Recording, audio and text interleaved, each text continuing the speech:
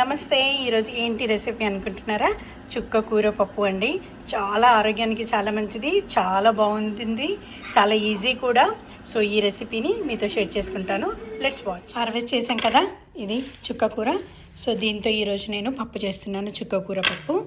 So ఇప్పుడు దీన్ని కడిగేసి కట్ చేసి పెట్టుకున్నాను. పప్పును కడిగేసి ఉడకబెడుతున్నాను. ఫస్ట్ ఒక 3 విజిల్స్ అయింది. చూడండి, ఈ విధంగా పప్పు చాలా కూరని కడిగి కోసి పెట్టుకున్నాము. కొన్ని కట్ చేసిన ఆనియన్స్, కొంచెం టమాటో, కొంచెం గ్రీన్ చిల్లీ అండ్ కొంచెం చింతపండు గుజ్జు అనమాట. సో దీంట్లో ఇప్పుడు ఉడికిన పప్పులో ఫస్ట్ చుక్క కూర వేస్తున్నాను మొత్తము చక్కగా. ఇప్పుడు ఆనియన్స్ వేస్తున్నాను, టొమాటో వేస్తున్నాను, and then green chilli,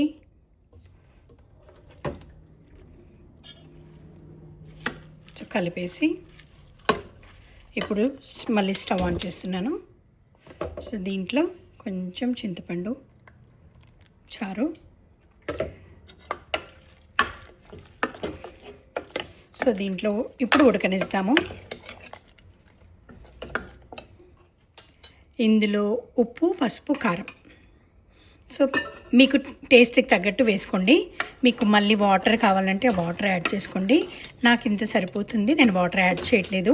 so ఇప్పుడు ఈ ఆకుకూర అంటే ఈ చుక్క కూర, టొమాటో సాఫ్ట్గా ఉడికే వరకు ఉడకనిద్దాము. ఎంత బాగా ఉడుకుతుంది, కానీ మంచి స్మెల్ కూడా వస్తుంది. పప్పు చాలా పుల్లని స్మెల్ కూడా వస్తుంది. సో ఈ విధంగా ఉడుకుతుంది. ఇంకా కొంచెం టమాటా సాఫ్ట్ అయ్యే వరకు పెడదాము. సో దానికి ఆయిల్ వేడవుతుంది. సో జీలకర్ర, ఆవాలు అందులో వేసాను. తర్వాత కొంచెం వెల్లుల్లి, ఎండుమిరపకాయలు వేసాము, కరివేపాకు. కొంచెం బ్రౌన్ అయిన తర్వాత పప్పులు ఇంకో యాడ్ చేస్తున్నాను. సో స్విచ్ ఆఫ్ చేస్తున్నాను స్టవ్. ఇప్పుడు తాలింపు రెడీ అయిపోయింది. చూడండి, తాలింపు రెడీ అయిపోయింది. ఇప్పుడు పప్పులు వేసి చక్కగా ఇదిగోండి. సో చూడండి ఎంత బాగుందో పప్పు, మంచి స్మెల్ వస్తుంది తాలింపు వేసిన తర్వాత.